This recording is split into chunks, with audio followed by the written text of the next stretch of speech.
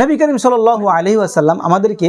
দিক নির্দেশনা দিয়েছেন যে কিভাবে আমরা রাসূল করিম সাল্লাল্লাহু আলাইহি ওয়াসাল্লামের শাফাআত অর্জন করতে পারি। মুসনাদ আহমদের মধ্যে একটি হাদিস উল্লেখিত হয়েছে, হাদিস নাম্বার হলো 16991, যে রাসূল করিম সাল্লাল্লাহু আলাইহি ওয়াসাল্লাম ইরশাদ করেন, মান সাল্লা আলা মুহাম্মাদিন,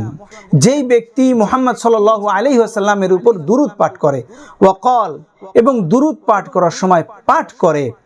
আল্লাহুম্মা আনজিলহুল মাকআদাল মুকাররাবা ইনদাকা ইয়াউমাল কিয়ামাহ, যে ব্যক্তি রাসূল করিম সাল্লাল্লাহু আলাইহি ওয়াসাল্লামের উপর দুরূদ পাঠ করবে, এই দোয়াটা পড়ে,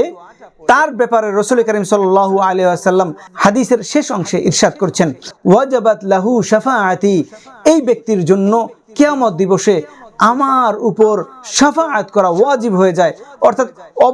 অবশ্যই আমি তার জন্য কিয়ামত দিবসে শাফাআত করব।